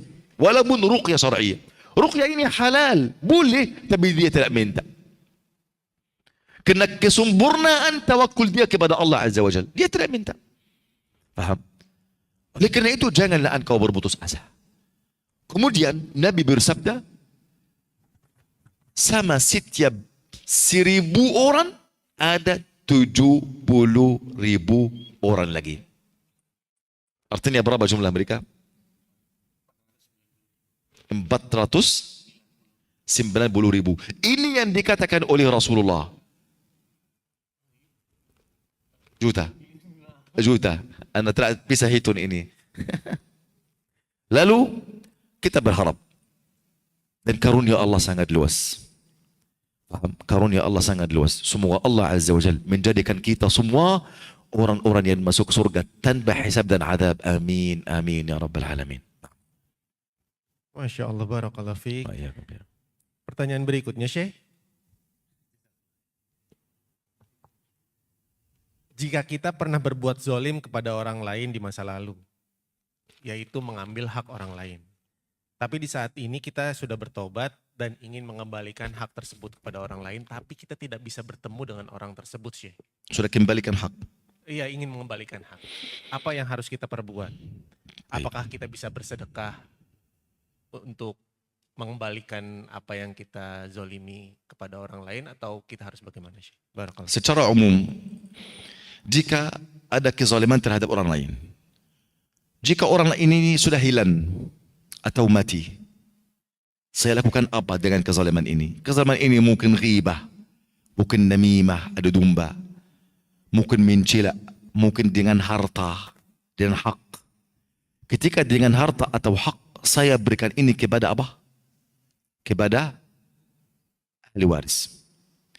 Jika saya tidak tahu ahli waris ini di mana, maka saya bersadaqah atas nama beliau. Ya Allah, ini hak si fulan. Sadaqah untuk si fulan. Habis.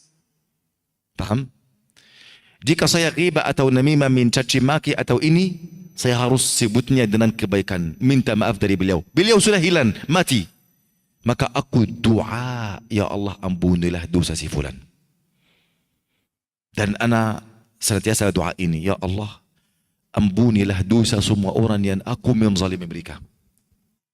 Ampunilah dosa orang yang aku menzalimi mereka. Mungkin engkau menzalimi orang tanpa sengaja atau tidak sadar, tapi ini kezaliman. Lalu engkau harus cerdas. Terkadang engkau apa? Mengeluarkan surat, ya Allah, ini sedekah atas orang yang aku menzalimi mereka.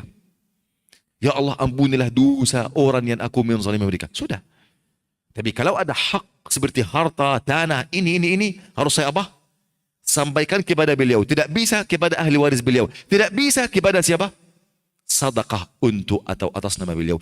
Saya tidak mampu, tidak ada uang yang seperti ini, sudah hilang uangnya dan semua. Aku senantiasa berdoa untuk beliau. Ini seperti apa? Tali yang diikat, faham? Sekitar leher kita.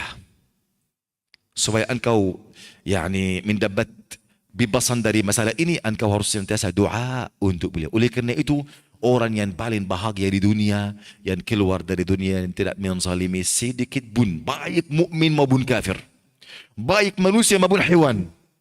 Seorang wanita masuk neraka karena kucing. Seorang wanita yang belatsur zina masuk surga karena anjing. Seorang laki-laki masuk surga karena duri. Menghindari duri ini dari jalan para muslimin. Kau tidak tahu. Janganlah engkau menzalimi seorang pun. Jika engkau terzalimi, engkau berbahagia. Alhamdulillah. Kerana engkau tidak menzalimi. Janganlah engkau membalas kezaliman mereka dengan kezaliman yang lain. Walaupun boleh, tetapi janganlah kerana ada orang melampaui batas. Dia ingin balas keburukan dengan keburukan, tapi kadang dia apa? Melampaui batas. Jangan. Allahu a'lam. Barakallahu fiik, Syekh. Pertanyaan berikutnya, Apakah masih mungkin masuk surga tanpa hisab dan tanpa azab apabila pernah melanggar syarat-syaratnya seperti minta diruqyah, bertatoyur dan lainnya? Saat kita melakukannya itu tidak mengetahui ilmu tersebut. Pasti bisa karena at-taubatu tahdimu ma kana qablaha. Taubat itu menghapus apapun yang sebelumnya. Oleh kerana itu anda bilang sama anda, janganlah berputus asa. Kau tidak tahu. Boleh jadi karena engkau sangat berharap kepada Allah, Allah Azza wa Jal memberikan ini untuk engkau. Kata Allah Azza wa Jal, inni inda zanna abdi bi. Aku sesuai dengan prasangka hambaku kepadaku. Oleh kerana itu, engkau harus apa? Harus sentiasa berbaik sangka. Tapi ini harus apa? Serius. Serius saya ingin masuk dalam golongan orang ini. Artinya, saya harus mempelajari tauhid, iman, aqidah. Terus menerus ini salah satu yakni penting yang kukuh. Barang siapa yang masuk ke dalamnya, pasti dia dapat selamat. Faham? Oleh kerana itu, janganlah engkau yakni merasa lima, tidak serius dan engkau ingin masuk surga. Seperti orang apa? Orang ingin jadi kaya raya dan tidak berusaha sama sekali untuk mulai untuk masalah ini. Kaya raya ini bagaimana? Dalam mimpi mungkin, tapi dalam hakikat tidak mungkin. Nah, Barakallahu fiik, Syekh. Pertanyaan berikutnya, apakah ada doa khusus mengenai padang mahsyar? Doa yang bisa kita panjatkan kepada Allah untuk di padang mahsyar sih. Apakah ada? tidak ada doa khusus, hanya doa. Ya Allah berikanlah surga kepadaku tanpa hisab tanpa adab. Karena di badan mahsyar apa yang aku sudah sampaikan ini untuk banyak manusia, tapi untuk para orang yang beriman yang mendapat naungan arsy Allah Azza wa Jal, ini semuanya melewati mereka dengan apa? Dengan waktu yang sedikit sekali. Mereka tidak terasa masalah waktu yang lama ini dan azab yang terjadi ini. Karena mereka diampuni oleh Allah Azza wa Jal. Allah Azza wa Jal melindungi mereka dari azab yang pada waktu ini. Wallahu a'lam. Nah. Barakallahu fiik, Syekh. Izin bertanya, tadi Syekh menyebutkan bahwa ada orang yang masuk neraka tanpa hisab dan tanpa azab. Bisa maksudnya orang kafir. Orang kafir tidak ada hisab bagi orang kafir. Tidak ada hisab karena hisab apa? Hisab ketika ada kebaikan, ada keburukan. Kalau untuk orang kafir tidak ada. Wallahu a'lam. Nah. Bila untuk orang munafik bagaimana? Masih ada tetap munafik juga. Munafik tidak ada hisab baginya. Karena munafik ini ketika nifak akbar, nifak yang besar bukan yang kecil, paham, nifak i'tiqadi, maka dia lebih buruk daripada orang kafir. Lebih buruk daripada orang kafir. Oleh kerana itu, yakni ketika engkau hitung ayat tentang iman, tentang kufur, tentang nifak dalam Al-Quran, yang lebih banyak tentang nifak. Kenapa? Karena ini sangat bahaya. Dan ini hal yang tersembunyi. Dan mungkin orang tenggelam di dalam nifak tanpa dia sadar dan tahu. Faham? Oleh kerana itu masalah ini masalah bahaya. Allah Azza wa Jalla dalam 20 ayat yang pertama surat Al-Baqarah, 5 ayat yang pertama tentang apa? Orang beriman, sifat mereka dan balasan kebaikan untuk mereka. 2 ayat yang berikutnya untuk orang kafir saja, sifat mereka dan balasan keburukan untuk mereka. Kemudian 13 ayat yang berikutnya langsung untuk orang apa? Sifat orang munafik, perumpamaan untuk mereka, kemudian balasan keburukan untuk mereka, ancaman Allah kepada mereka. Paham?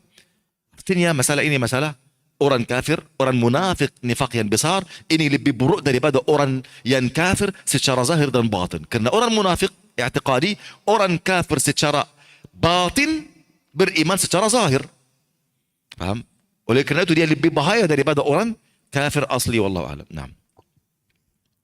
Barakallahu fiik, Syekh. Pertanyaan berikutnya. Dan afwan, orang munafik atau orang kafir tidak akan jalan di atas jalan yang lurus. Langsung dari badan mahsyar ke neraka. Siapa yang akan lewat jalan yang lurus, yang masih ada dosa, akan diazab atas jalan yang lurus, atau akan terjatuh dalam neraka jahanam, atau orang yang sudah Allah berikannya beruntungan masuk surga, langsung dia akan masuk surga wal alam. Orang munafik tidak. Orang kafir tidak. Wala'iyadzubillah. Naam. Barakallahu fiik. Pertanyaan berikutnya, Syekh. Bagaimana kita bila ada orang yang menzolimi kita, dan kita balas dengan menzolimi orang tersebut. Kalau misalkan kita sudah minta maaf, tapi orang yang kita zolimi itu tidak memaafkan kita, padahal orang tersebut telah menzolimi kita juga. Apa yang harus kita perbuat, Syekh? Apakah kita bisa diampuni juga? Lah, tunggu supaya jelas. Orang A menzalimi yang B. Ya, Orang A meminta ampunan dari orang yang B. orang A menzolimi B. Orang B, ya. B zolimi juga orang A. Ada balasan. Aywa. Ya, sudah selesai, habis. Lah, maksudnya Tidak ada hak lagi. Ketika mereka sudah membalas kezaliman dengan kezaliman, artinya sudah apa? Seperti tidak ada masalah antara kedua. tapi B minta maaf ke A. Ampun atau tidak, memaafkan atau tidak ada masalah. Karena saya sudah menambil hak saya dengan kezaliman yang lain, seperti kezaliman engkau. Sudah tidak ada hak lagi. Barakallahu fiik, Syekh. Untuk pertanyaan berikutnya, ini mungkin di luar materi ya, Syekh. Iya. Ini ada orang tua yang memberikan HP untuk anaknya, tapi orang tua tidak bisa mengontrol apa yang anaknya perbuat di HP-nya. Apakah bila anaknya membuka hal-hal yang tidak diperbolehkan, Pasti. apakah orang tua dapat? Pasti. Semua keburukan melalui HP ini di timbangan keburukan orang tua. Harus menatur, karena ini tugas orang tua. Engkau faham anak ini hanya untuk berhiasan dunia saja dan kemewahan dunia saja. Saya punya anak, alhamdulillah. Kemudian tidak mau tanggung jawab terhadap semua hal. Harus tanggung jawab. Sampai dia keluar talinya tidak di tangan engkau. Sudah dewasa, sudah balik, faham? Maka anta hanya menarahkan dia saja, menasihati dia, faham? Karena tidak boleh anta tidak bila memaksa dia untuk mengikuti saran engkau. Karena kalau sudah balik, sudah dewasa, sudah keluar dari kontrol engkau. Sebelum ini engkau tanggung jawab. Setelah ini, faham? Jika engkau tidak senantiasa bernasihati beliau, engkau berdosa. Jika engkau bernasihati, dia tidak tidak tunduk kepada nasihatmu, maka dosa atas dia bukan atas engkau. Wallahu alam. Nah. Barakallahu fiik, Syekh. Pertanyaan berikutnya, selama di padang mahsyar kan kita sendiri-sendiri ya, Syekh. Nah, kapan manusia itu bisa untuk menolong orang lain saat di padang Ketika sudah masuk surga, baru mereka mengingat saudara mereka. Kecuali orang yang bertakwa, yang saling mencintai saudara mereka, karena ini mereka yang ambil tangan saudara mereka untuk mendapat naungan arsy Allah Azza wa Jalla. Selain itu, manusia semua ada putusan antara berputusan antara hibunan mereka. Tidak ada nasab. Tidak ada nasab. Artinya tidak ada hibunan. Semua kelas. Tapi kalau sudah masuk surga, seorang ayah masalan di tempat yang surga yang nomor 50. Anaknya di surga yang 40. Lalu dia syafaat kepada Allah supaya Allah menangkat kedudukan anaknya ke 50. Ini syafaat. Atau seorang saleh di dalam surga, saudaranya saleh juga tapi berdosa, Allah belum mengampuni beliau, masuk neraka. Lalu Allah meminta, dia baru ingat saudaranya, ya Allah, aku minta syafaat untuk saudara saya yang sudah masuk neraka. Lalu sudah Allah menerima syafaatnya insyaAllah. Faham? Dan begitu. Artinya masalah ingat atau tidak, ini kalau sudah dapat selamat, sudah dalam surga, baru ingat saudaranya, anaknya, istrinya. Faham? Wallahu alam. Nah. Barakallahu fiik, Syekh. Pertanyaan berikutnya, bagaimana jika ada keluarga kita yang sudah dinasihati tetapi tidak peduli dengan nasihat yang kita berikan? Apakah kita tetap bertanggung jawab atas saudara kita tersebut? Tidak, tanggung jawab di sini bukan berarti saya memaksa. Saya dengan belan-belan, saya harus peduli, tanggung jawab terhadap mereka. Langsung anak kasih nasihat, menambil tangan mereka kepada kebaikan. Tidak berputus asa, tidak berhenti. Paham? Dengan cara yang baik. Karena dakwah ini harus cara yang baik. Dakwah ini dengan cara, bukan cara yang memaksa mereka. Tidak ada memaksa dalam dakwah sama sekali. La ikraha fid din. Din itu din yang dengan ikhtiar, bukan memaksa orang untuk masuk agama atau masuk masjid atau ini. Paham? Ini harus ada basirah, hikmah, kelembutan dan bijaksana dan ilmu dalam masalah dakwah. Baik untuk anakmu, untuk istrimu, untuk suami, untuk orang tua, untuk kawan, untuk keluarga, untuk ini. Faham? Harus dan apa? Kelembutan. Wallahu alam. Nah. Barakallahu fiik, Syekh. Waalaikumsalam. Untuk pertanyaan berikutnya, manakah yang lebih baik? Menuntut kezoliman orang lain atau mengampuni kezoliman yang orang lain perbuat kepada kita?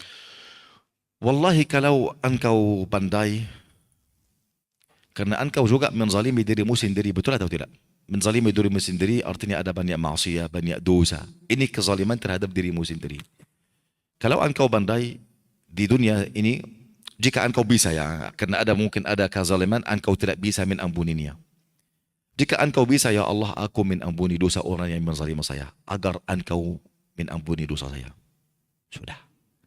Faham? Pasti Allah Azza wa Jalla Maha Dermawan. Pasti Allah berikan balasan yang engkau tidak sangka-sangkanya. Faham ikhwani? Dan kata Nabi SAW, barang siapa yang menampuni dosa atau kesalahan saudaranya, maka Allah akan menangkat derajatnya dalam surga. Faham? Wallahu alam. Masya Allah. Nah. Alhamdulillah untuk pertanyaan sudah selesai dibacakan. Masya Allah ya. Mungkin kajian kita untuk hari ini telah selesai. Untuk nasihat terakhir Syekh, mungkin ada yang bisa Syekh sampaikan kepada kita agar kita lebih bisa untuk waspada untuk nanti hari di padang mahsyar, dan doa mungkin untuk kita yang bisa kita panjatkan kepada Allah agar bisa kita rutinkan sehari-hari. Apa itu ibadah? Doa atau Doa. Tidak ada doa khusus masalah ini, ikhwan. Doa engkau meminta ampunan kepada Allah Azza wa Jalla. Engkau menjalankan syariat Allah Tabaraka wa Ta'ala. Mohon maaf, Islam ini secara lengkap. Bukan kita memilih satu amalan yang kita mau melakukannya kemudian membiarkan amalan yang lain. Harus semuanya. Faham? Artinya kita harus menjalankan apa yang kita sudah mempelajari. Apapun kita mempelajari, kita harus apa? Mempraktik, berusaha untuk menggunakan ilmu ini supaya ilmu ini akan ilmu yang bermanfaat. Ini yang kita harus apa? Yang kita harus berusaha dengannya. Faham? Menjalankan masalah tauhid dan hal yang bisa, yang paling menyelamatkan engkau di hadapan Allah, engkau mati atas tauhid dan iman yang murni. Faham? Dan ini bukan mustahil datang kecuali dengan ilmu. Dengan ilmu kita mentadabburi Al-Quran, mentadabburi hadis Rasulullah sallallahu alaihi wasallam. Kita senantiasa berada dalam majlis ilmu. Saya tidak tahu selama umur saya ini Allah menampuni dosa seperti ini. Faham? Seperti orang yang duduk di majlis ilmu. Allah bangga-bangga di hadapan para malaikat. Khalas, seperti Allah membanggakan apa? Masalah orang yang duduk di majlis ilmu. Hadisnya berkata apa? Inna lillahi malaikatun sayyarun. Allah Ajal memiliki atau menciptakan para malaikat yang tugas mereka berjalan. Mereka namanya malaikat menuntut ilmu. Berjalan di langit. Di ruangan antara bumi dan langit. Tugas mereka mencari mana majlis ilmu. Karena majlis ilmu ini terlihat oleh mereka sebagaimana matahari terlihat untuk kita. Bercahaya, sinarnya luar biasa. Jika mereka melihat cahaya dari masjid, masalah Baitur Rahman, lalu mereka datang semua, ayolah, panggil semua saudara mereka dari ruangan langit. Si fulan, ayolah ke sini. Ini majlis ilmu. Lalu mereka datang, duduk, menitari majlis ilmu ini. Jumlah mereka berapa? Jumlah mereka berapa? Ya, banyak sekali. Sehingga jumlah mereka sampai ke bawah arsy Allah Azza wa Jalla. Mereka berputar halaqah. Karena itu para ulama berkata, dianjurkan orang di majlis ilmu duduk sebagai halaqah. Bukan acak-acak seperti ini. Faham? Mereka menitari halaqah ini sampai di bawah arsy Allah Azza wa Jalla. Yang ke-7. Lalu Allah Azza wa Jalla cerita kepada mereka, bagaimana kalian melihat hambamu ya Allah bertasbih, bertahmid, faham? Bertakbir kepadamu, menuntut ilmu untuk mendekatkan diri kepadamu ya Allah. Apa yang mereka ingin? Mereka ingin surga ya Allah. Mereka takut dari apa? Mereka takut dari neraka ya Allah. Kata Allah, aku menyaksikan kalian bahwa aku sudah mengampuni dosa semua dan mengganti dosa semua dengan kebaikan. Anda tidak lihat, Anda tidak tahu ada nas atau ada bahala mencapai pahala ini sama sekali. Paham? Ini dosa yang kecil, bukan dosa yang besar. Dosa besar harus taubat khususnya. Tapi ini dosa yang kecil. Kata para malaikat, ya Rabb, ada si fulan, dia hanya datang untuk berikan air, tapi tidak duduk. Dia hanya, paham? Keluar atau mempunyai hajat, bukan duduk berniat untuk majlis ilmu. Kata Allah, humul qaumi la yashqa fihum jalis. Mereka lah satu kaum yang tidak celaka orang pun yang dekat sama mereka atau duduk sama mereka. Bayangkan anjing yang kita merintahkannya. Anjing karena berjalan bersama orang bertauhid kepada Allah, Allah sebut namanya sampai hari kiamat dalam Al-Quran. Di dalam surah Ashabul Kahf. Kisah Ashabul Kahf. Anjing, karena hanya berjalan bersama mereka. Bagaimana orang yang senantiasa berada dalam majlis ilmu, senantiasa berada di dekat para ahli ilmu, dekat orang yang berdakwah, paham? Walaupun dia tidak punya tenaga kecuali memperbanyak majlis mereka dan jumlah mereka. Ini Masya Allah. Bagaimana pahala kita kalau setiap hari duduk dalam majlis ilmu? Engkau mendekatkan diri kepada Allah. Wallahi ini terjadi. Salah satu guru kita, Syekh Muhammad Ibn Utsaimin rahimahullah ta'ala. Di dalam majlisnya ada seorang duduk tidak tulis apapun. Beliau ada karya ilmiah, beliau menjelaskannya, lalu mereka semua tulis kecuali orang ini. Hanya duduk seperti ini saja.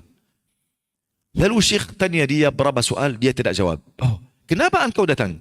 Biarkan rumah, meninggalkan usaha anda, kemudian datang duduk. Dia berkata, awah, aku ingin dapat barakah majlis ilmu. Lalu Syekh menangis.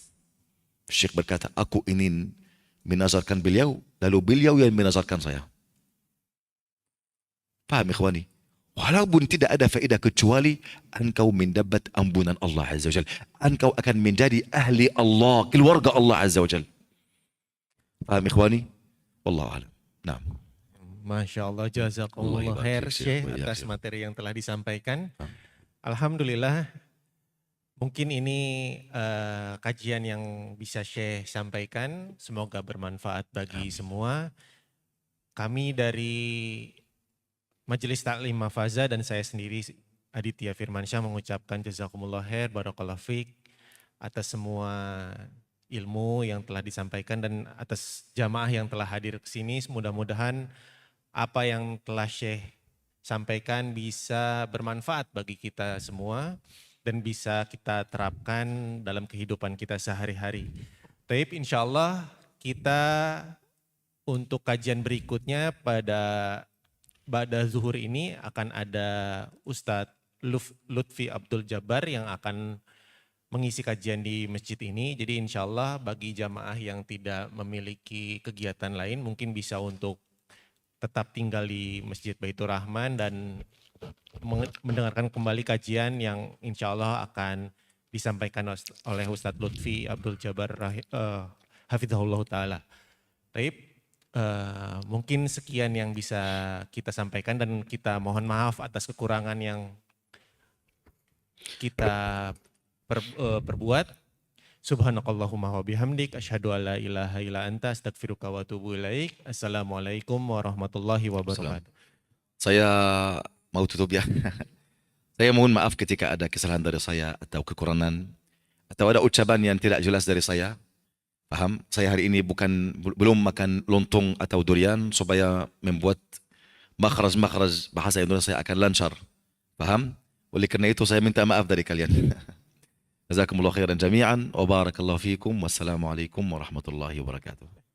Afwan, ini ada hadiah Syekh, mungkin Syekh ada mau kasih ke jamaah. Masya Allah. Saya tanya ya. Tanya sebuah soal ya. Bisa? Boleh? Boleh bertanya? Masya Allah. Siapa sebelum datang majlis ilmu ini bersedekah dengan niat Allah berikannya barakah ilmu dari Syekh? Atau dari majlis ilmu? Masya Allah, Masya Allah. Masya Allah. Tafadhal Syekh. Allah yibarik fiik. Allah yibarik fiik. Taib. Soal yang susah, oke? Susah atau mudah? Mudah. Siapa di sini yang paling tua umurnya? Dari akhwat, bukan dari laki-laki. Ada 2 hadiah saja, betul? Dua, satu untuk laki-laki, satu untuk akhwat. Ini saja, oh ya oke. Untuk akhwat, siapa yang paling tua, insya Allah umurnya sudah hadir majlis ilmu, ini untuk beliau. Jazakumullah Masya khair, Allah. Syekh. Allah Insya Allah ibarik. kita kalau misalkan Syekh ada waktu kembali bisa Mudah-mudahan kita insya Allah. Amin. bertemu lagi di kajian berikutnya. Amin. Ya Rabb. Assalamualaikum warahmatullahi wabarakatuh. Assalamualaikum warahmatullahi wabarakatuh.